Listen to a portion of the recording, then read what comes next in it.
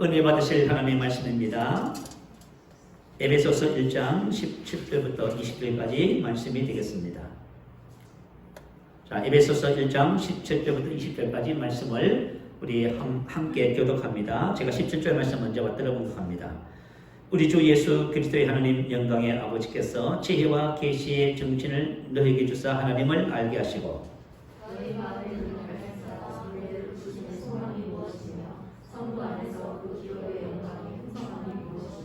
그의 힘의 강력으로 역사하심을 따라 믿는 우리에게 베푸신 능력의 지극히 크심이 어떤 것을 너희로 알게 하시기를 구하노라. 그 능력이 그리스도 안에서 역사하사 죽은 자들 가운데서 다시 살리시고 하늘에서 자기의 오른편에 앉히사. 아멘. 자, 오늘 저는 이 본문 말씀을 근거로 해서 하나님을 아는 것의 중요성, 이런 제목으로 말씀의 은혜를 나누겠습니다. 자, 예수님은 이 땅에 하늘의 일을 정언하러 오셨다고 말씀하시지요. 요한복음 3장 11절에 보면요, 진실로 진실로 내게 이르노니 우리는 아는 것을 말하고 본 것을 증언한다. 자, 무엇을 증언하러 오셨냐 하면요, 내가 땅의 일을 말하여도 너희가 믿지 아니하거든 하물며 하늘의 일을 말하면 어떻게 믿겠느냐. 자, 예수님은 하늘의 일을 증언하러 이 땅에 오신 것입니다. 하늘에서 내려온 자 곧 인자 외에는 하늘에 올라간 자가 없느니라. 하늘에 올라간 자, 정확한 의미는 하늘에 있어 본 자, 그런 뜻입니다. 자, 예수님께서 하늘의 일을 증언할 수 있는 것은 그분이 하늘에 계셨습니다.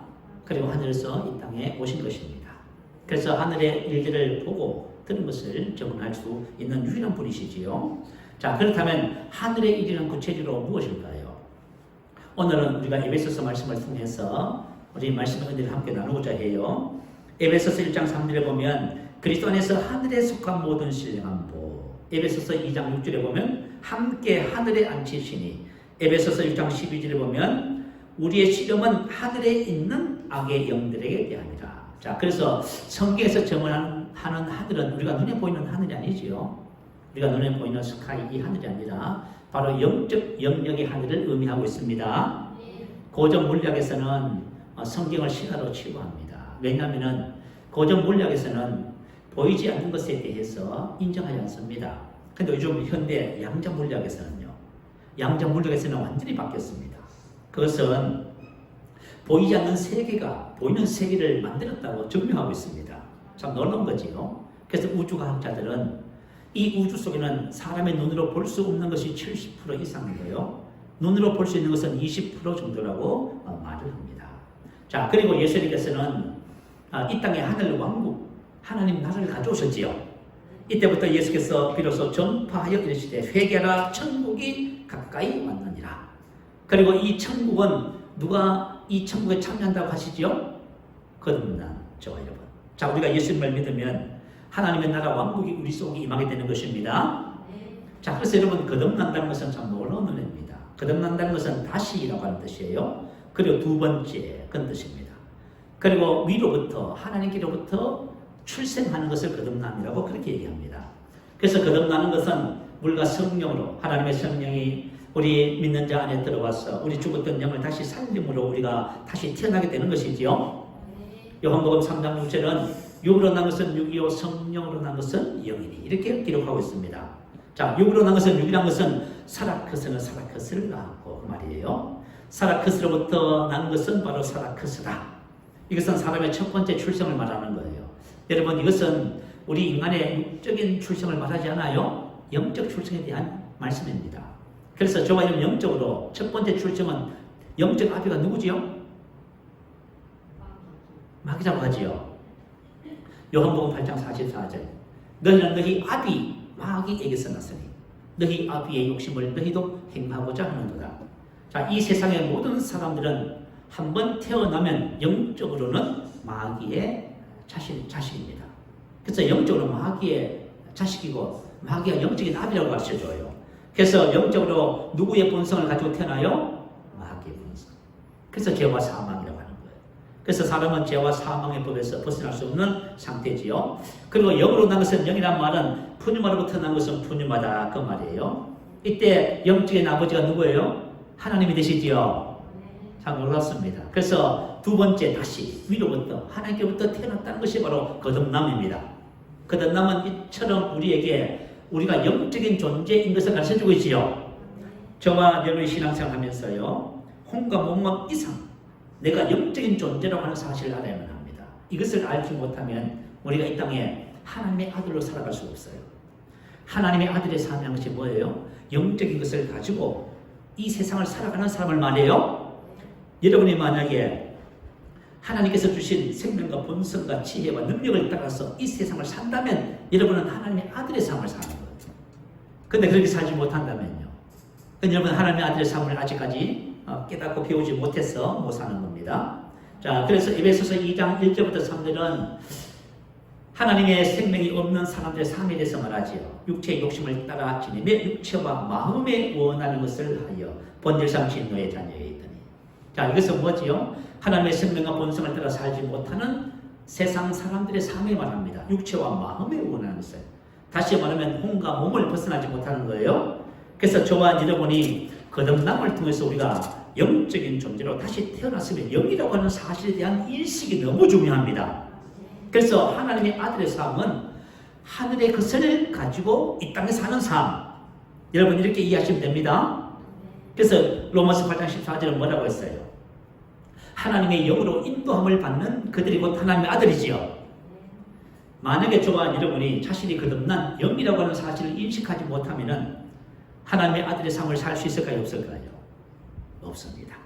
자, 우리가 하나님의 아들의 삶을 산다는 것은 은사를 체험하는 것이 아니에요. 또 내지는 영적인 어떤 은혜를 받았다, 체험을 했다, 이런 차원의 문제가 아닙니다. 그것은 바로 저와 여러분이 우리 안에 있는 하나님의 생명과 본성을 따라 사는 삶을 이야기하고 있는 것입니다. 그래서 우리가 영으로 사는 삶이라고 말해요. 갈라디아서 5장 25절은 이렇게 말했지요. 만일 우리가 성령으로 살면 또한 성령으로 행할지니. 이게 바로 하나님의 아들의 삶이에요. 성령으로 살면, 다시 말하면 성령으로 사는 자가 하나님의 아들이다. 영으로 사는 자가 하나님의 아들이다, 그 말이에요. 근데 내가 만약에 예수를 믿어도 내가 영이라는 사실을 모르면요, 어떻게 살 거예요, 여러분? 혹시 여러분 아직까지 우리가 계속해서 나는 영이며 혼을 가지고 몸 안에 살고 있다는 말씀을 수없이 들었음에도 불구하고 내가 영이라고 하는 사실을 여러분이 삶 속에서 하루 24시간 인식하지 못한다면 여러분은 영으로 살지 않아요. 그냥 육체와 마음에 원하는 것을 따라 사는 거예요. 그래서 성령을 따라서 성령으로 사는 것이 바로 하나님의 아들의 삶입니다. 예수님께서 그걸 우리에게 보여주셨어요. 예수님은 하늘의 것을 가지고 이 땅에 사시면서 우리에게 뭘 보여주셨어요? 하늘의 것을 보여주셨지요. 그것을 가지고 초자연적인 삶이라고 얘기하는 거예요. 자, 우리 고린도 교회 예를 하나 들어볼까요? 사도 바울이 고린도 전서를 쓰면서 고린도 교회 두 가지를 칭찬합니다. 자, 첫 번째 칭찬은 그들의 은병과, 자, 그들이 말씀에 대한 지식이 풍부함을 칭찬했습니다. 그래요. 혹시 여러분 신앙생활 하면서 여러분 은병과 말씀에 대한 지식이 풍부합니까? 그럴 수 있어요. 좋은 거지요. 두 번째는 모든 은사의 부족함이 없다고 말합니다. 여러분 성령의 9가지 은사가 나타나는 것은 참 놀라운 거지요. 그럼에도 불구하고 사도 바울이 고린도 교회 성도들의 영적 상태를 뭐라고 진단했어요? 어린아이. 왜요? 이것은 뭐냐면 영적인 것을 받았음에도 불구하고 그것을 가지고 살 줄을 모르는 거예요. 그래서 어린아이입니다. 우리가 신앙생활을 아무리 오래 하고 직분이 높아지고 신앙의 영조가 깊어지고 은사를 체험하고 아무리 해도 하나님께서 주신 생명과 본성과 지혜와 능력을 따라서 사는 삶이 되어지지 않으면 그것은 영적으로는 어린아이 상태에 있는 것입니다. 자, 그렇다면 우리 안에 계신 성령님이 무슨 일을 하실까요? 답이 나왔지, 여러분. 자, 성령님이 하신 일이 바로 본문에 나와 있습니다. 자, 우리 본문 17절 볼까요? 자, 우리 한번 같이 큰 소리 한번 읽어보십시다. 우리 주 예수 그리스도의 하나님 영광의 아버지께서 지혜와 계시의 정신을 내게 주사 하나님을 알게 하시고, 지혜와 계시의 정신은 푸뉴마 영입니다. 자, 우리 안에 계신 성령님은 지혜와 계시의 영이다, 그 말이에요. 이 말은 지혜와 계시를 주시는 분이다, 그 말이에요. 자, 성령님께서 우리 안에서 왜 지혜와 계시를 줄까요? 이 계시라고 하는 것은 덮개를 벗김, 드러냄, 그런 뜻을 갖고 있습니다. 다시 말하면 하나님은 영이시잖아요. 그래서 우리가 알 수가 없어요. 그런데 하나님은 알게 하시는 거예요. 성령님께서 우리에게 무엇을 계시하시냐면 하나님에 대한 계시를 주신다, 그 말이에요. 그래서 우리가 하나님을 알게 되는 거예요. 그래서 안다는 말은 에피그노시스라 했지요. 자, 지식에는 헬라어로 두 종류의 지식이 있어요. 첫 번째는 그노시스라 했습니다. 자, 이 지식은 일반적인 지식이에요. 자, 골로교회 성도들이 가지고 있었던 지식, 성경에 대한 지식도 그냥 그노시스입니다. 일반적인 지식이에요. 그러면 알게 하는 지식이 뭘까요? 에피그노시스. 명확한 지식, 인식이라고 하는 거예요. 마치 내 것으로 알고 그렇게 살아갈 수 있는 거예요. 참 놀라운 것이지요. 그래서 저와 여러분이 나는 하나님을 알아요, 나는 말씀을 알아요 할 적에 그 안다는 것은 무슨 뜻이냐면 그것을 내가 알고 그렇게 지금 살아가고 있습니다. 그 말을 하는 거예요. 근데 만약에 그렇게 살아가지 못하면 여러분 모르고 있는 거예요, 여러분. 우리가 신앙생활하면서 가장 큰 갈등이 뭐냐면 아는 것 같은데 안 사라지는 거예요. 그래서 고민과 갈등이 생기는 거예요. 그러면 여러분 한번 생각해봐요. 여러분이 알고 있는 그 암은 우리가 진짜 알아야 할 암이 아니라는 것을 기억하셔야 돼요.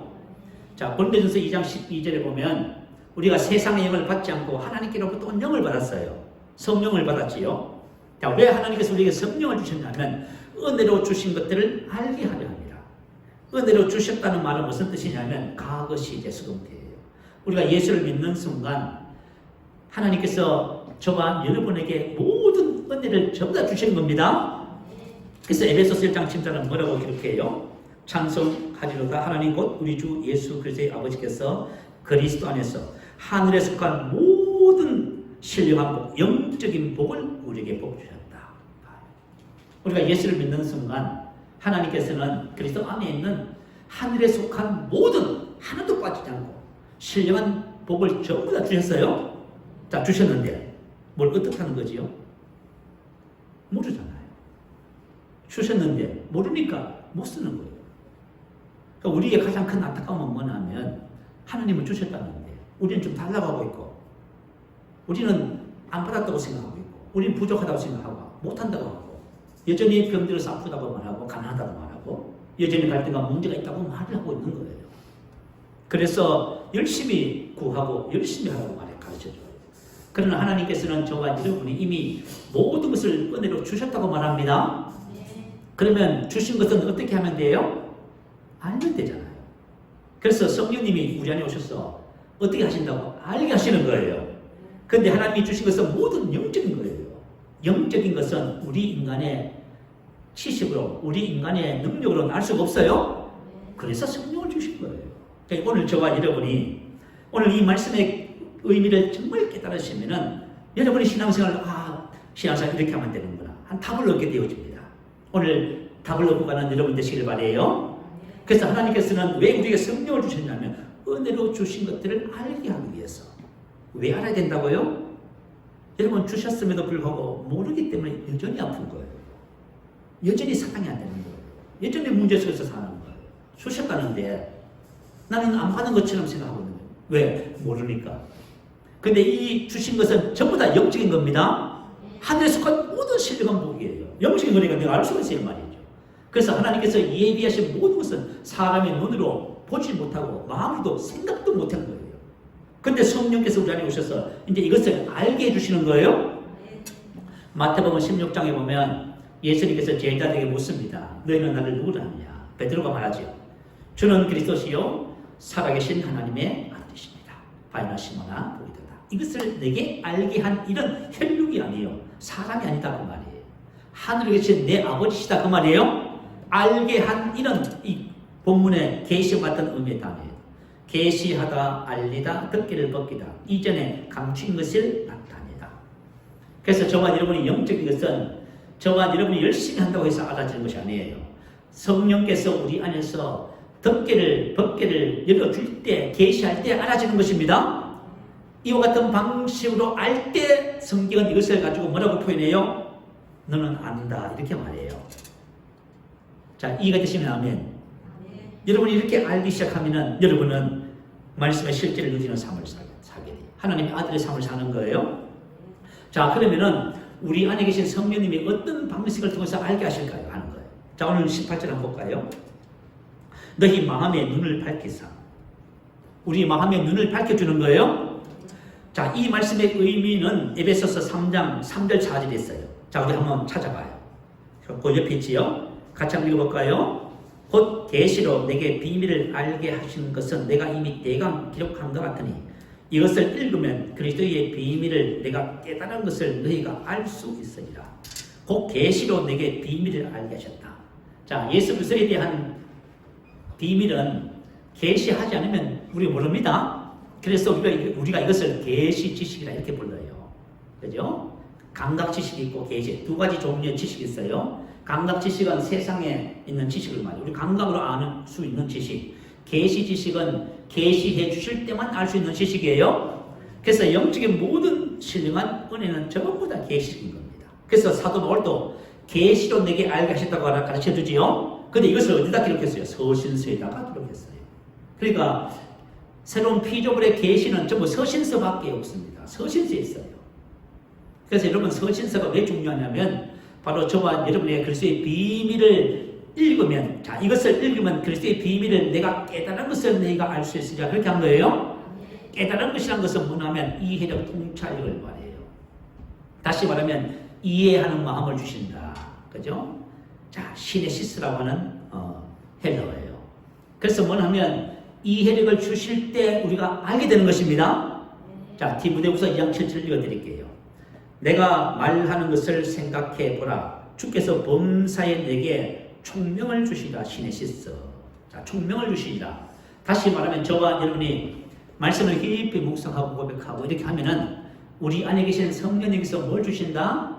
이해력과 통찰력을 주신다. 그 말이에요. 이게 바로 마음의 눈을 열어준다. 그 뜻이에요. 자, 우리에게 이해력과 통찰력을 주셔. 마음의 눈을 열어주셔요. 자, 이해력과 통찰력을 주시면 우리가 진리를 이제 그때부터 이해하게 되는 겁니다. 그래서 우리 여러분 왜 이해가 중요할까요? 우리가 신앙생활 하면서 정확한 영적 지식이 들어와야 돼요. 우리가 만약에 정확한 영적 지식이 들어오지 않으면 이해에 이를 수가 없어요. 자, 정확한 영적 지식이 우리에게 들어오면은 성령께서 이해력을 주시면 그것을 이해하게 되는 거예요. 말씀을 우리가 깨닫게 되면, 이해하게 되면은 그 다음에 일어나는 변화가 뭐냐면 우리 안에 생각의 갱신이 일어나요. 참 놀라워요. 그래서 이해라고 하는 것은 그 말씀을 나의 삶 속에 적용할 수 있는 것을 말해요.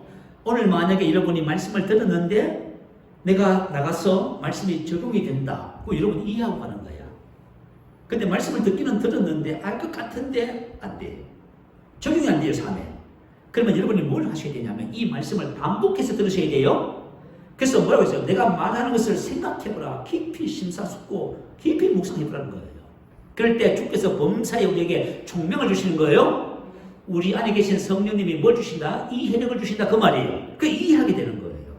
그래서 저와 여러분이 하나님의 말씀을 이와 같은 방식으로 알아야만 합니다.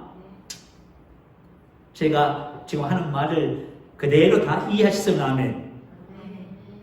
잘 모르겠습니다 하신 분. 셀리더 할 때 들으시든지 아니면은 영상을 다시 보고 이렇게 하셔요. 자, 그러면은 성령님께서 우리 안에서 알게 하시는 세 가지. 오늘 본문에 기록해 놨어요. 한 볼까요? 첫 번째. 18절입니다. 너희 마음의 눈을 밝히사 그의 부르심의 소망이 무엇이냐. 첫 번째. 그의 부르심의 소망. 이것은 뭐냐면 비전을 가져. 그 말이 아닙니다. 우리 보통 교회 다니면 꿈을 크게 가져. 비전 가지라고 해요. 성경에서 말하는 비전은 그런 개념이 아니에요. 그의 부르심의 소망이에요. 나를 부르신 그분의 기대예요. 나를 부르신 그분의 기대가 뭘까요? 여러분 이것을 발견해야 돼요. 우리가 예수를 믿고 하나님의 자녀가 됐잖아요. 그런데 우리는 하나님의 자녀로서 나름대로 뭔가 기대할 수 있어요. 그렇지만 하나님께서 우리를 자녀 삼아 주시고 하나님은 저와 여러분에 대한 기대가 있어요. 그 기대가 뭘까요? 이것을 알아야 그 기대를 따라 살아가겠지요. 자, 근데 그 기대를 알아야 된다 그 말이에요. 자, 그러면 그 기대가 무엇이냐면 에베소서 4장 4절 한번 봐요. 4장 4절에 보면 몸이 하나요 성령이 하나이니 이와 같이 너희가 부르심의 한 소망 안에서 부르심을 받다. 자, 우리가 부르심의 한 소망입니다. 모든 그리스도인들은 그의 부르심의 소망에서 기대가 있어요. 자, 그러면 그분의 기대가 뭐냐면 4장 11절 13절이에요. 자, 11절은 보면 교회에 사도, 선지자, 복음 전하는 자, 목사, 교사를 세웠대요. 왜 세우셔요? 하나님께서 그의 부르심의 소망을 이루도록 세운 거예요. 자, 이 새세민 교회는 저가 전사님을 또 센 리더들을 또 교사분들을 이렇게 세우셔요. 왜 세우셨어요? 그것은 성도들을 하나님께서 부르심의 소망을 이루도록 하기 위해서 세웠다 그 말이에요. 그럼 구체적으로 그것이 뭐냐 하면 13절에 있어요. 우리가 다 하나님의 아들을 믿는 것과 아는 일이 하나가 되어 온전한 사람을 이루어 그리스도의 장성한 분량이 충분한 데까지 이르리니. 아멘. 자, 하나님의 아들을 믿는 것과 아는 일에 에피그노시스예요. 저와 여러분 뭐예요? 에피그노시스에 대해요. 우리 안에 계신 예수님을 알아야 돼요. 알 때 어떤 일이 벌어져요? 온전함을 이루어 그래서 예수의 장성한 분량이 충분한 데까지 이르리니. 이르리니 카탄타오라고 하는 단어예요. 카탄타오. 다시 말하면 목포가 정해졌어요. 그 목포를 만난 것을 말해요. 하나님께서 저와 여러분을 자녀 삼아주시고 우리에게 가야 할 목포를 정해놓으셨어요. 여러분의 목표를 모른다면 상생해봐요. 내가 지금 가야 할 목적을 몰라. 목표를 몰라. 그건 방황이 되는 거예요. 하나님께서 우리를 부르신 목표가 뭐냐면 저와 여러분 영의 영광이 온전하며 혼의 정원이 되어서 그리스도 예수의 장성한 분량이 충분한 데까지 성장하는 거예요. 좀 얘기해요. 그래서 이것을 우리가 영의 구원, 혼의 구원, 몸의 구원 하면서 여러분 컵으로 설명을 해드리고 했잖아요. 여러분들이 이것을 잘 이해하시면은 하나님께서 나를 부르신 목표가 바로 부르심의 소망이 바로 이것이구나 하는 것을 딱 깨닫게 되는 것입니다. 그래서 먼저는 이것을 알게 해주셔요. 자, 사람을 창조하신 하나님의 계획이 뭘까요? 여러분 우리가 창세기를 보면 하나님께서 사람을 창조하셨어요. 하나님의 형상과 모양대로 지으셨다 하지요. 이게 무슨 뜻일까요? 하나님 부르라 그 말이에요. 우리가 사람은 하나님 부르야 하면 이해가 안 돼요. 어떻게 그럴 수 있어? 하나님께서 그러셨잖아요. 하나님의 형상과 모양이라잖아요. 하나님을 꼭 닮은 거예요. 하나님의 생명과 본성과 능력 그대로 가지고 있는 게 사람이에요. 그래서 하나님은 사람을 어떻게 지으셨냐면 하나님의 형상과 모양대로 지으신 거예요. 그리고 하나님께서 사람 안에 들으셔서 사람과 함께 사는 거예요. 이게 원래 사람을 창조하신 하나님의 계획이었어요. 근데 이걸 죄 때문에 이게 깨져버린 거예요. 그래서 우리가 예수님을 통해서 재창조한다 하지요. 재창조가 뭐예요? 재창조가 뭐냐면 바로 아담을 창조하신 그 하나님의 원래 사람을 지은 그 계획을 회복하는 거예요. 그러니까 저와 여러분 지금 그것을 회복하는 것이 그분의 부르심의 소망이에요. 그분의 기대예요. 여러분들 이것을 안다면 내가 무엇을 위해서 부름을 받았는지 여러분 답을 오늘 암독하는 것입니다. 자, 그러면 두 번째 하나님께서 성령께서 우리에게 알게 하신 것이 있어요. 자, 한번 볼까요? 너희 마음의 눈을 밝히사 그의 부르심의 소망이 무엇이며 성도 안에서 그 기업의 영광의 풍성이 무엇이며 그 기업의 영광의 풍성. 자, 이미 저와 여러분 기업의 영광의 풍성을 주신 거예요. 그러면 이 기업의 영광의 풍성이 뭘까요? 궁금하지요? 골로새서 1장 27절에 기록했어요. 하나님이 그들로 하여금 이 비밀의 영광이 이방인 가운데 얼마나 풍성한지를 알게 하려 하십니다. 이 비밀은 너희 안에 계신 그리스도니 곧 영광의 소망이니라. 자, 기업의 영광의 풍성함이 뭐예요? 내 안에 오신 그리스도예요. 왜 내 안에 오신 그리스도가 기업의 영광의 풍성함일까요, 여러분? 여러분, 주와 합하는 자는 하나의 영이지요. 주님과 우리의 영은 완전히 하나로 구분할 수 없어요. 뗄 수 없어요. 자, 그렇다면은 우리 주님과 함께 공동 상속자를 하지요. 함께 상속자. 자녀이면 또한 상속자, 곧 하나님의 상속자요. 그리스도와 함께한 상속자니. 로마서 8장 17절. 그래서 정말 여러분이 지금 우리의 받은 기업, 영의 영광은 그리스도와 똑같아요. 그러니까 우리가 저와 여러분이 이 거듭남의 비밀을 통해서 거듭남을 통해서 우리에게 주어진 그리스도의 그 영광을 발견하잖아요. 그건 여러분들 감격하게 돼 있어요. 하나님께서 우리에게 주신 것이 얼마나 어마어마한지 몰라요. 그죠? 자, 그런데 우리가 본문서 3장 18절 보면 자, 이 영광을 바라보니까 영광에서 영광이 이루어지지요. 그죠? 하나님께서 나에게 주신 이 영광을 알면은 우리의 혼도 그렇게 닮아가 버려요. 이것을 가지고 부르심의 소망이라 하는 거예요. 저와 여러분이 이 땅에서 하나님께서 왜 우리에게 기업의 영광의 풍성함을 주셨냐면 그것을 알고 하나님께서 우리를 부르신 부르심의 기대가 이루어지도록 하기 위해서. 그러면 저와 여러분 이 땅에서 어떻게 살까요? 하나님의 아들들로 사는 거예요. 여러분, 우리 말만 하나님의 아들이 아니라 하나님의 아들의 삶을 사명을 합니다. 피조물에 곧다는 것이 뭐라 했어요? 하나님의 아들들이 나타나는 거예요. 정말 하나님의 영으로 살아, 하나님의 생명과 본성으로 살아가는 하나님의 아들들이 이 세상에 나타나는 거예요. 이 하나님의 아들이 여러분 가정에 나타나고 있어요. 여러분 자녀만 여러분 남편이 금방 알아보지요. 왜 알아봐요? 여러분 세상의 빛이잖아요. 여러분 왕이잖아요. 자, 우리가 지금 왕이다가 우리의 성경에서 보면 우리를 왕이라고 하지요. 근데 여러분 왕같이 사시는 분 있어요? 야, 하나님께서 우리를 왕으로 만드셨대요. 근데 우리가 왜 왕처럼 못 사냐면 내가 왕인 것을 모르고 있는 거예요. 그죠? 우리가 하나님의 의라고 하잖아요. 그죠? 우리가 왜 하나님의 의로 못 사냐면 우리 모르고 있는 거예요. 그러니까 우리가 지금 착각하고 있어요. 우리 난 다 아는데요. 그러나 실상은 몰라요.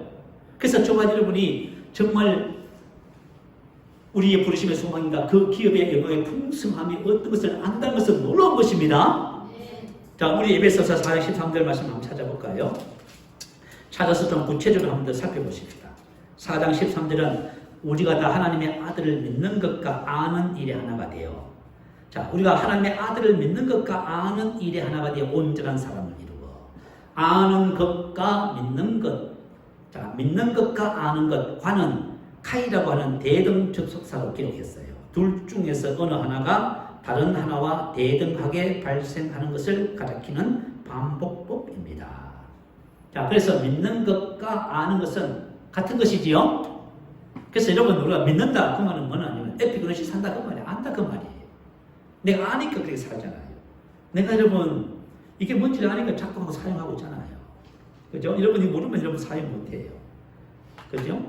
그런 거예요, 여러분. 그래서 우리가 믿는 것, 아는 것 같은 의미예요. 그런데 내 안에 계신 그리스도를 내가 알아가면서 나를 알아가, 새롭게 된 나를 알아가는 것. 이것을 알아가면 알아갈수록 어떻게 된다? 우리 혼이, 그죠? 아는 만큼 우리 영을 닮아가요. 그래서 저와 여러분이 이 땅에 영으로 기능하는 하나님의 아들의 삶을 사는 자가 되는 거예요. 그래서 여러분 이것이 너무너무 중요해요. 그래서 우리가 만약에 이렇게 우리가 다 하나님의 아들을 믿는 것과 아는 일에 하나가 되어 온전한 사람을 이루어, 이 말은 더할 나위 없이 완전히 성숙한 사람, 하나님께서 전로 목포에 이룬 사람, 그 말이에요. 이런 사람이 되는 것이 바로 하나님께서 저와 여러분을 부르신 그분의 기대고, 우리가 기업의 영광의 풍성함이 어떤 것을 알아야 할 이유입니다. 자, 우리가 만약에 이런 방식을 따라서 믿는 것과 아는 것이 된다면 어떤 일이 벌어질까요? 우리 신앙생활 하면서 한번 여러분 한번 생각해봐요. 하나님께서 우리에게 자유를 주셨지요. 근데 대다수의 성도님들이 이렇게 말해요. 난 자유가 뭔지 모릅니다. 이렇게 말해요. 왜냐하면은 자유를 주셨음에도 불구하고 지금 모르고 있는 거예요. 그래서 저와 여러분이 진리를 알면 진리가 우리를 자유케 합니다. 자, 히브리서 4장에는 뭐라고 기록했어요? 4장 3절에는요. 믿는 우리는 저 안식에 들어갑니다. 안식에 들어가요. 이 세상 사람들이 열심히 찾는 것이 뭐지요? 안식, 평안. 안식을 찾잖아요. 그래서 저와 여러분 믿는 우리는 저 안식에 들어가요. 그 예수님께서 그러셨지요. 수고하고 무거운 짐진 자들아 다 내게로 오라. 내가 너희를 쉬게 하리라. 안식하게 하리라. 그래서 저와 여러분이 하나님의 아들을 믿는 것과 아는 일에 하나가 되면 수고하고 무거운 짐을 전부 다 벗겨져요. 죄의 짐도 벗겨지고 질병의 짐도 벗겨지고 인생의 삶의 미래에 대한 불안 모든 것이 다 벗겨져요. 염려, 근심, 걱정, 두려움이 다 벗어지는 겁니다. 그리고 저와 여러분이 이렇게 하나님을 알기 시작하면 우리 생각에 갱신이 나요. 내 과학에서는 어떤 것을 21일 동안 집중해서 보고 말하고 선포하면 생각이 바뀐다고 말합니다. 그러나 성경에서는 그렇게 말하지 않아요. 저와 여러분이 하나님의 말씀을 이해하기 시작할 때 생각의 갱신이 난다고 말해요. 생각의 갱신이 일어나면 우리 혼이 영을 닮아가게 돼 있어요. 참 놀라운 은혜예요. 자, 이렇게 되면 저와 여러분 이 땅에 하나님의 아들들로 살아가는 거예요. 하나님께서 저와 여러분 왕같은 재상이 나지요. 생명 안에서 왕노릇 하게 되는 것이 바로 믿는 것과 아는 것을 통해서 이루어지는 것입니다. 근데 만약에 저와 여러분 이런 것이 안 된다면 지금 우리가 무슨 문제에 빠졌냐 하면 믿는 것과 아는 것을 이해하지 못해서 그래요. 자, 오늘 본문 19절부터 20절 세 번째 알게 하시는 것을 한번 보십시다. 세 번째 우리에게 알게 하는 것은요, 그의 힘의 강력으로 역사하심을 따라 믿는 우리에게 능력의 지극히 크심. 능력의 지극히 것임이 어떤 것을 너희로 알게 하시기를 구하노라. 그 능력이 그리스도 안에서 역사하사 죽은 자를 가운데서 다시 살리시고. 자, 지금 우리에게 주어진 능력이 어떤 능력이다? 예수님 안에서 역사하셨던 능력입니다. 예수님 땅에 오셔서 사역을 하셨습니다. 어떻게 하셨어요? 예수께서 성령의 능력으로 갈릴리로 돌아가시니. 봐요, 성령의 능력. 예수님은 성령의 능력으로 죽은 자 가운데서 다시 사셨어요. 근데 그 능력이 누구한테 있어요? 저가 여러분에게 주셨다네요. 근데 우리는 왜 이걸 사용 못해요? 몰랐어요. 몰랐어. 만약에 여러분 성경에서 주셨다면 주셨겠지요? 어떻게 생각하세요? 하나님께서 만약에 이 지극히 큰 능력을 주셨다면 주셨겠지요? 주셨겠지요? 하나님 말씀을 지키니까. 우리는 한 번도 그렇게 생각해 본 적이 없어요. 그래서 계속 능력 달라고 해요. 저도 순복음교회 목사로서 능력 달라고 엄청 기도했습니다. 제가 목회 초기 때 그죠? 어떤 외국 강사님들이 그분들이 사역하는 사역들이 은사 사역이에요. 그래서 그분들의 은사적인 능력을 임파테이션을 하죠. 전해받기 위해서요. 많이 쫓아다녔어요. 제가 한 분은 부천에 집회 참석했는데요. 그 목사님이 말씀을 전하신 다음에 기도받고 싶은 분 나오시라 하니까요. 한국 교회 목회자들, 성도님들은 얼마나 능력을 사모하는지 그 앉아있는 사람들이 다 나가버리는 거예요. 그래가지고 인도하시는 그죠? 분이 놀래가지고요. 질서를 좀 지켜주세요. 저도 나갔지요. 제가 나가려고 그죠? 하는데 제 안에서 성령님이 뭐라고 하셨는지 아세요? 이렇게 말씀했어요. 너 왜 기도 받으려고 하니? 라고 물으셨어요. 그래서 제가 말했지요. 예, 능력 받아서 목회 잘 하려고요. 되게 웃기지요. 그죠? 능력 받아서 목회 잘 하려고요. 그러니까 성령님이 그때 뭐라고 하셨는지 아세요? 나는 너의 목자란다 그러시더라고요. 그래서 내가 기도를 안 갔어요. 아, 내가 그죠? 하나님께서 이미 나의 목자가 되셨다. 모든 것이 부족함이 없는데 내가 모르고 있는 거죠. 그래서 저와 여러분이 왜 고민하고 갈등하고 괴로워하고 계시냐면 몰라서 그렇게 하고 있는 것이에요. 그래서 사도 바울이 빌립보서 4장 13절에 고백하지요. 내게 능력 주시는 그리스도 그분으로 인하여 모든 것을 할 수 있습니다. 모든 것을 할 수 있습니다. 그래서 저와 여러분 능력을 아는 것이 너무 중요해요. 그죠? 자, 그렇다면 당시에 유대인들은 어떤 믿음을 가지고 있을까요? 오늘 우리가 이런 믿음을 가지고 있을지도 몰라요. 아주 한번 들어봐요. 로마서 10장 2절에 보면 내가 증언하노니 그들이 하나님께 열심히 있으나 올바른 지식을 따른 것이 아니니라. 자, 여러분 유대인들은 하나님께 열심히 특심이었답니다. 그죠? 바리새인들은 일주일에 이틀씩 금식해 버렸어요. 자, 우리가 일주일 7일 살잖아요. 근데 일주일에 이틀을 금식해 버려요. 그러면 탓하면 뭐예요? 야, 여러분 이렇게 살 수 있을까요? 근데 이것이 뭐예요? 하나님을 향한 그들의 열심이었어요. 그런데 그들의 열심에 뭘 안 따랐다고요? 올바른 지식. 이 올바른 지식이 뭐냐면 헬라어로 에피그노시스예요. 저와 여러분이 신앙생활에 열심히 만약에 하나님에 대한 정확한 에피그노시스 지식이 따르는 신앙이 아니라면은 여러분 우리가 수고가 그죠? 헛수가 되는 거예요. 그래서 그러면은 당시에 사도 바울이 살던 그때 당시에 유대인들은 자, 어떤 믿음을 가졌는지 이렇게 로마서 2장 10절을 기록해요. 율법에 있는 지식과 진리의 모범을 가진 자로서 어리석은 자의 교사요 어린 아이의 성생이라고 스스로 믿으니. 자, 무슨 믿음요? 스스로 믿는 믿음. 다시 말하면 성령께서 마음의 눈을 열어서 알게 하시는 믿음이 아니라 내가 스스로 믿는 믿음을 갖고 있다 그 말이에요. 이 말은 자신을 확신시키다, 설득하다. 내가 내 자신을 설득해버렸어. 나는 장로기 때문에 믿음 좋아. 나는 우리 교회에서 믿음이 제일 좋은 사람이야. 나는 늘 성실하고 거짓말 하지 않고 착하기 때문에 난 믿음 좋아. 난 한 번도 예배를 빠져본 적이 없어. 이렇게 접근해요. 자, 저와 여러분 이렇게 접근하면 스스로 믿는 것이 되는 거예요. 저와 여러분의 신앙은 정확하게 성령께서 알게 하시는 그 믿음을 가지셔야만 합니다. 그럴 때 저와 여러분이 정말 하나님께서 말씀하신 그만 역사가 부디 나타나는 거예요. 자, 그러면 이제 사탄이 하는 일을 한번 살펴볼까요? 저와 여러분 삶에서 사탄이 어떤 일을 할까요? 사탄은 성령님께서 하시는 일 꼭 반대 일을 하십니다.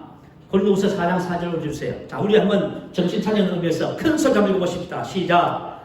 그 중에 이 세상의 신이 믿지 아니하는 자들의 마음을 혼미하게 하여 그리스도의 영광의 복음의 강체가 비치지 못하게 하느니 그리스도는 하나님의 형상이니라. 그 중에 이 세상 신을 마귀 사탄이라고 하지요. 이 세상 신이 어떤 일을 하지요?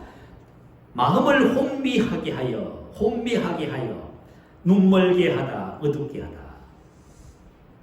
사탄은 무슨 일을 해요? 우리 안에 계신 성령님 우리 눈을 번쩍 뜨게 해줘요. 그래서 마귀는요, 눈멀게 해요. 눈이 멀면 어떻게 될까요? 아무도 못 봐요. 눈을 멀면. 이 세상 신이 믿지 아니하는 자들의 이것은 딱 한 단어예요. 한 단어. 믿지 아니하는 자 한 단어예요. 이 말은 믿지 못하는 그 말이에요. 자, 사단은 어떤 일을 한다고요? 사단은 사람들의 마음의 눈을 멀게 해서 믿지 못하게 하는 거예요. 자, 혼미하게 하여 그리스도의 영광의 복음의 강체가 비치지 못하게 하는 거예요. 복음의 영광의 강체가 그 사람이 비춰야 되는데 눈이 멀었으니 아무리 누가 말을 해주고 자꾸 가르치고 설교를 해도 눈이 멀었으니 못 보는 거예요. 자, 이런 상태가 되면 절망이지. 진짜 절망. 자, 복음은 모든 믿는 자에게 구원을 주시는 하나님의 능력입니다. 자, 여러분, 복음은 모든 믿는 자에게 구원을 주시는 하나님의 뭐라고 했어요? 하나님의 능력이에요. 복음의 능력이에요. 다시 말하면 말씀은 말한 그대로 돼요. 아멘. 그런데 우리가 눈을 멀어버리면 사탄이 왜 우리 눈을 멀게 할까요? 복음이 능력이에요. 복음이 나를 구원하는 하나님의 능력이에요. 저와 여러분이 말씀을 듣다가 치료에 대한 믿음이 오잖아요. 그러면 이 자리에서 어떤 병을 다 치료받아요? 그럼 왜 치료 못 받아요? 사도행전 14장에 보면 누스들에서 복음을 전합니다. 복음을 전하면서 말씀을 듣는 중에 나면서부터 안전병이 된 사람이 사도 바울이 전하는 복음을 들어요.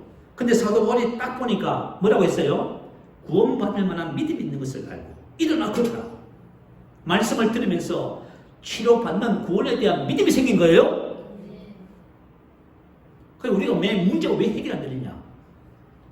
복음이 하나님의 능력인데 믿음이 안 생기는 거예요. 믿음이. 근데 마귀 하는 일이 뭐라고요? 길을 딱 막아. 그래서 이상하게 예배만 끝나면 정신이 말짱한데 말씀을 들으면 이 정신이 혼미하네요. 이게 마귀가 배워서 산다는 것을 그죠? 안다면 정신을 번쩍 들겠지요. 자꾸 말씀을 듣지만 딴 생각을 하는 거죠. 그죠? 그래서 저와 여러분이 믿음을 얻는 것이 얼마나 중요한지 아시겠지요? 근데 그 믿음을 어떻게 얻냐 그만 오늘 본문 말씀 속에 있어요. 이야, 그죠? 본문 말씀 속에 있어요. 야, 정말 우리가 복음을 들으면서 믿음을 가지게 된다면은 그것은 나를 구원하는 하나님의 능력의 역사를 체험하는 거예요. 어떤 분이 모태신앙이었대요. 이분이 연세가 40에 넘었어. 근데 목사님에게 상담을 하면서 뭐라고 했냐면 이렇게 말했어요. 목사님, 저는 어릴 때부터 습관처럼 교회를 다녀서 교회에서 목사님들이 무슨 설교하고 말이 다 합니다. 모르는 것이 하나도 없습니다. 그런데 목사님, 저는 믿어지지 않아요.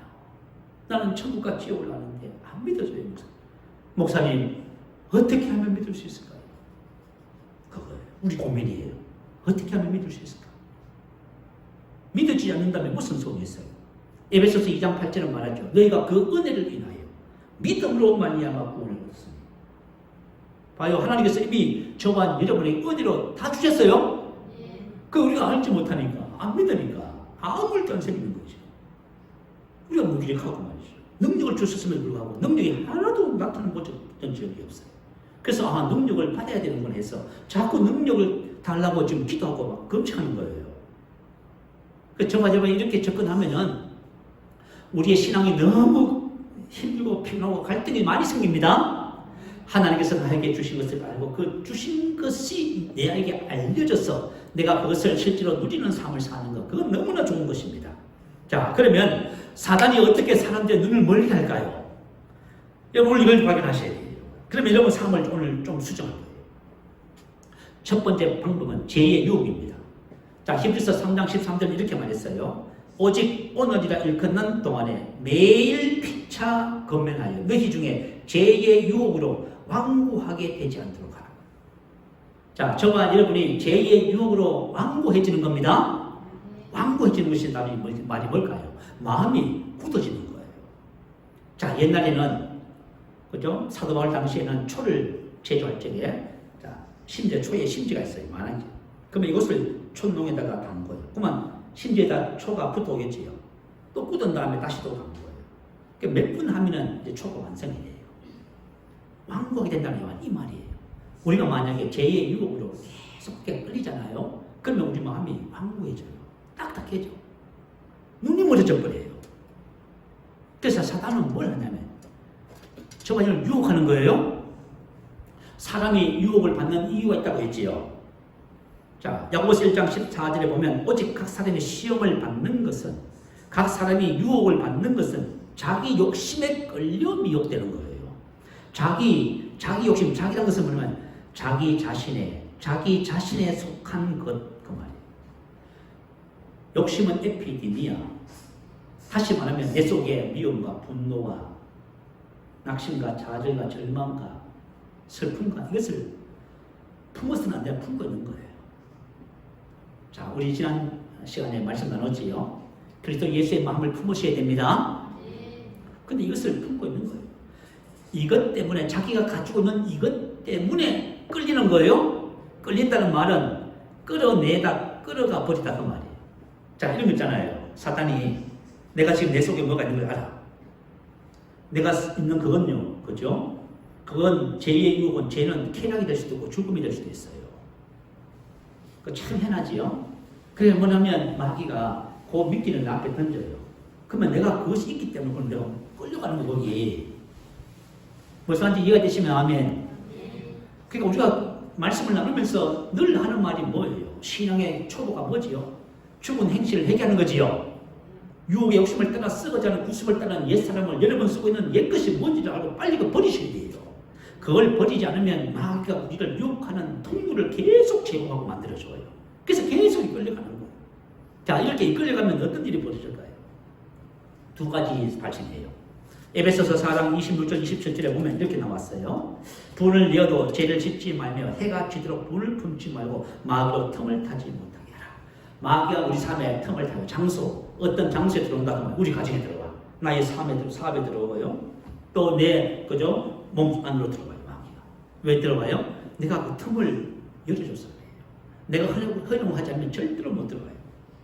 마귀가 들어오면 무슨 일을 할까요? 여러분 부부간에 어둠의 영이 들어오는 통로를 여러분이 열어주니까 들어와서 막 분열시키잖아요. 자녀 갈등이 생기게 만들고요. 병들게 만들고 괴롭게 만들고. 이거 뭐냐면 저와 여러분 다 통로를 열어줬습니다. 저와 여러분 절대로 정말 마귀의 틈을 제공해서는 안 됩니다. 두 번째 완고해져요. 그죠? 에스겔서 36장 26절에 보면 새 마음을 너희에게 주되 육신에서 굳은 마음을 제거하고 부드러운 마음을 줄 것이며 하나님께서는 원래 예언하셨어요.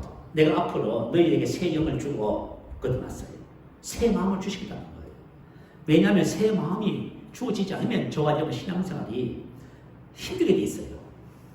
그래서 저와 여러분이 성령님은 우리 안에 오셔서 우리에게 자꾸 새 마음을 주시기를 원하세요. 근데 우리가 만약에 자꾸 옛것을 버리지 않고 미혹에 걸려서 유혹의 욕심을 따라 그것을 하고 있으면 어떻게 돼요? 자꾸 완고해져요. 완고해지면서 어떤 상태에 빠져요? 나 다 아는데요 하면서 아무도 몰라요. 나 다 압니다 하면서 아무도 몰라요. 그래서 무지에 빠진다 그 말이에요. 자, 하나님께서는 하나님의 백성은 절대 망할 수 없다고 말합니다. 하나님의 백성은 절대 아플 수 없고 죄 지을 수 없고 망할 수 없다고 말해요. 자, 그러면 왜 이스라엘이 망해요? 호세아가 이렇게 말해요. 이 백성이 지식이 없음으로 망하는도다. 저와 여러분이 만약에 무지에 들어가잖아요. 그러면 저와 여러분이 그 문제에서 헤어나올 수가 없어요. 우리는 생각해 나 당하는데 아니요 몰라서 그래요. 우리가 무시에 빠지면은 헤어나올 수가 없어요. 자, 사랑하는 성도 여러분, 마귀는 왜 우리를 제2의 유혹으로 유혹하냐면 저가 그것에 이끌리기 시작하면 어떤 일이 벌어져요? 마귀가 나의 삶에 역사하도록 내가 초청하는 문을 열어주는 거예요. 그리고 나서 어떻게 해요?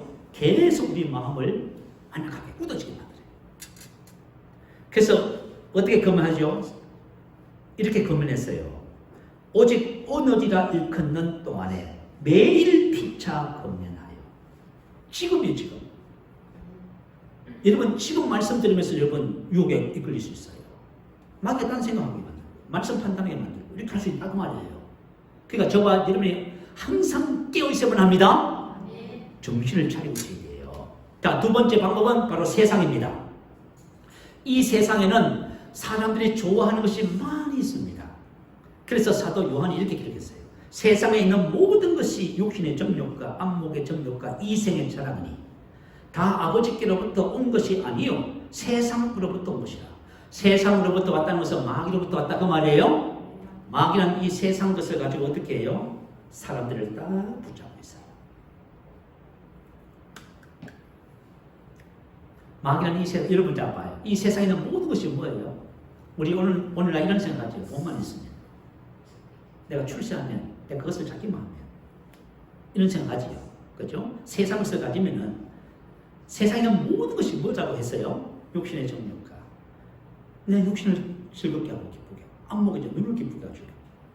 그러니까 요즘 말이죠. 이 눈으로 보는 이 세상의 모든 것이 그죠? 사람의 정신을 빼놓고 있는 거예요. 이생의 자랑. 사람들이 그러잖아요. 뭔가 좀 가지면 쫙 자랑하고 싶고 뭐 자랑하지 못하는 것은 그냥 겸손해서 안 하는 분도 계시지만 요즘 사람들은 자랑거리가 있으면 찾아가서라도 자랑을 해요. 왜냐하면 세상에 있는 모든 것이 다 전부 그런 것들이에요. 근데 그것이 누구로부터 왔다고요? 세상으로부터. 마귀가 예수님을 시험하잖아요. 친히 천하 만국을 보이며 이르되 이 모든 권세와 그 영광을 내가 내게 주리라. 이것은 내게 넘겨준 것이므로 내가 원하는 자에게 주노라. 이 모든 권세와 그 영광을, 이 세상에는 모든 권세와 그 영광이 있어. 그래가지고 말이죠. 사람들이 거기 험취했어. 부하려 하는 자들은 시험과 올무와 여러 가지 어리석고 해로운 정욕의 욕심에 떨어지나니 이것을 탐하는 자들은 미혹을 받아 믿음에서 떠나 아는 근심으로 자기를 찔러도다. 세상 것에 대해서 부하려 하는 사람은요, 시험과 올무와 여러 가지 어리석고 해로운 욕심에 떨어지나니, 땅의 것을 우리가 찾기 시작하며 시험과 올무와 어리석은 떨어진다는 거예요. 이것은 뭐냐면 영혼의 눈을 멀게 만들며, 그 내용입니다. 세상에 있는 것이 우리 마음의 눈을, 영혼의 눈을 멀게 만드는 거예요. 그래서 예수님께서 이 땅에 오셔서 유대인들이 그렇게 박식하고 성경 박사들, 서기관들이, 율법학자들이, 바리새인들이 그들을 보면서 주님이 이렇게 탄식하셨어요. 뭐라고 하셨냐면 너희가 서로 영광을 취하고 유일하신 하나님께로부터 오는 영광을 구하지 아니하니 어찌 나를 믿을 수 있느냐. 그래서 사람들의 관심이 뭐예요? 전부 자기에게 쏠려있어. 세상에 쏠려있고요. 그러니까 저와 여러분 믿음을 갖지를 못하는 거예요. 그러니까 저와 여러분의 관심이 어디에 있어야 돼요? 하늘에다 둬야 됩니다. 그러면 저와 여러분 마음의 눈이 열려져요. 그죠? 그래서 우리의 관심이 어디 있는지를 어떻게 우리가 점검해 볼 수 있냐면, 자, 여러분 하루 24시간 시간이 있어요. 내가 시간을 어떻게 쓰고 있지요? 그것이 여러분의 관심이에요, 여러분. 여러분의 관심이 어디 있냐면 여러분이 지금 사용하고 있는 시간의 그 양에 따라 달려요. 그래서 하늘에 관심을 가진 사람은 하늘에 많은 시간을 투자해요. 그 다음에 두 번째는 물질이에요. 내가 물질을 어디에 쓰느냐를 보면 그 사람의 관심이 어디 있는지를 알아요. 그러니까 저와 여러분의 관심이 이제는 땅이 아니라 하늘로 향해야만 합니다. 그럴 때 저와 여러분에게 어떤 은혜가 주어지냐 하면은 우리 안에 계신 성령께서 우리 눈을 열어서 하늘의 것을 알게 하는 축복을 주시는 겁니다.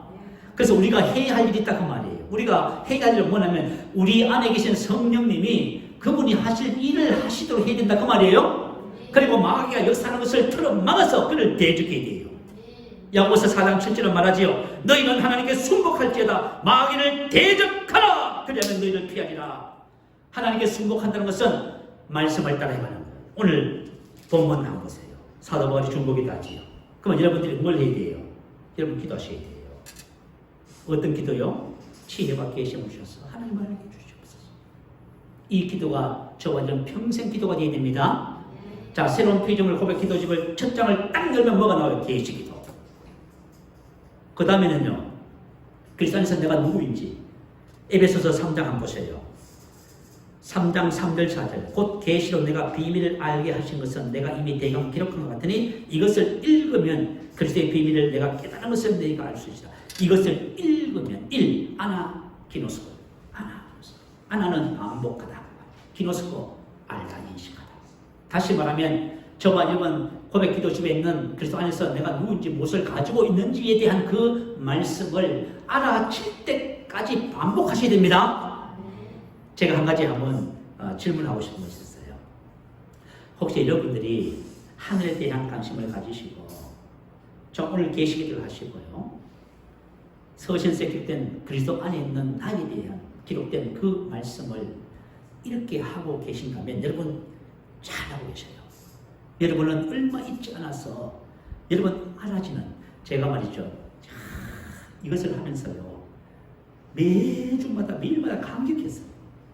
왜냐하면 이 세상에는 뭔가를 알아가잖아요. 그만큼 희열이 있어요. 여러분이 만약 어떤 취미를 가지고요 한 단계 한 단계 성장해 가잖아요. 사업을 하는데 계속 발전하고, 그러면 여러분 희열이 있어요.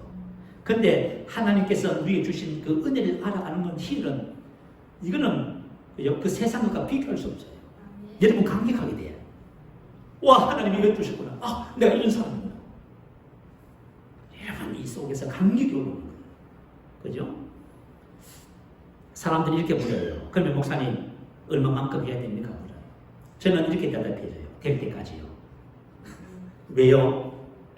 하나님의 말씀이 뭐지요? 진리지요. 진리란 것은 뭐예요? 진리는 실제란 말이에요. 그러면 하나님의 말씀이 나의 삶에 실제가 안 된다는 것은 무슨 뜻이에요? 하나님께 문제가 있어요? 나에게 문제가 있어요? 그럼요, 하나님께 아무 문제 없어요. 하나님이 다 주셨고 우리 안에 계신 성령님은 그 일을 하러 오셨어요. 문제는 뭐냐면 나예요, 나. 내가 지금 다른 생각하고 있는 거죠. 엉뚱한 생각하고 있고요. 그렇게 하고 있는 거죠. 그래서 여러분 그냥 말씀에 있는 그대로를 저와 여러분이 언제까지 해야 된다? 1000번, 10,000번 아니에요. 될 때까지. 그러니까 제가 그랬잖아요. 저는 될 때까지 합니다. 어떤 것은 지금 그죠? 몇 년을 하고 있어요.